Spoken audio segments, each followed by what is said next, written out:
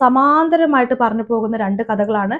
ഒന്ന് മനുഷ്യന്റേതാണെങ്കിൽ മറ്റൊന്ന് മൃഗത്തിൻ്റെതാണ്. പക്ഷെ ഏറ്റവും മനോഹരമായിട്ടുള്ള രീതിക്കാണ് ഇതിനെ രണ്ടിനെയും ബ്ലെൻഡ് ചെയ്ത് കൊണ്ടുപോയിട്ടുള്ളത്. അപ്പം ഒരു ഒരു ഏറ്റവും മികച്ച രീതിക്ക് പറയുകയാണെങ്കിൽ ഒരു കംപ്ലീറ്റ് ഡയറക്ടോറിയൽ ഷോക്കേസ് ആണ് ഈ മൂവി എന്ന് ഞാൻ പറയുള്ളൂ. ഒരുപാട് പുതുമുഖങ്ങൾ ഈ സിനിമയ്ക്കകത്ത് വരുന്നുണ്ട്.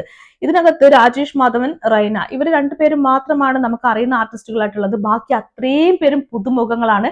പക്ഷെ ഒരു രക്ഷയുമില്ല. അത്രയും ഗംഭീരമായിട്ടുള്ള പെർഫോമൻസ്. കുമാർ എന്ന് പറയുന്ന കഥാപാത്രം ചെയ്ത ചെറുപ്പക്കാരൻ അതിഗംഭീരമായ പെർഫോമൻസ്. ഇതിനകത്ത് ഏറ്റവും എടുത്തു പറയേണ്ട മലയാള സിനിമയ്ക്ക് ഏറ്റവും വലിയ ഭാവി വാഗ്ദാനമായിട്ട് എനിക്ക് തോന്നിയിട്ടുള്ള ഒരു വ്യക്തിയാണ് സുജാതൻ മാഷായിട്ട് വന്നിട്ടുള്ള ഷനോജ് അലനല്ലൂർ. ഗംഭീരമായിട്ടുള്ള പെർഫോമൻസ്. ഗംഭീരം എന്ന് വെച്ചാല് എത്ര മനോഹരമായിട്ടാണ് അഭിനയിച്ചെന്ന് അറിയോ. രാജേഷ് മാധവന് എവിടുന്നാണ് ഈ ആർട്ടിസ്റ്റുകളെ പൊക്കിയെടുത്ത് കൊണ്ടുവന്നെന്നുള്ളത് നോക്കി കണ്ടു പഠിക്കേണ്ട ഒരു കാര്യമാണ്. ഓരോ ഡയറക്ടേഴ്സും കണ്ടു പഠിക്കേണ്ട കാര്യമാണ്.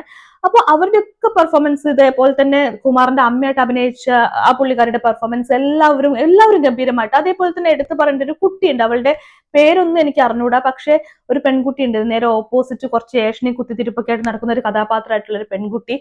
എല്ലാവരും നൈസായിട്ട് അങ്ങ് പെർഫോം ചെയ്യുക, അങ്ങ് തകർക്കാന്ന് പറയല്ലോ. ഒരു ഘട്ടം കഴിയുന്ന സമയത്ത് ഈ ആണുങ്ങളെയൊക്കെ ഒരു സൈഡിലേക്ക് ആക്കിയിട്ട് പെണ്ണുങ്ങൾ അങ്ങോട്ട് കയ്യേറുന്നുണ്ട്. ഇതിനകത്ത് സ്ക്രീനകത്ത് പെണ്ണുങ്ങൾ തകർക്കുന്നുണ്ട്.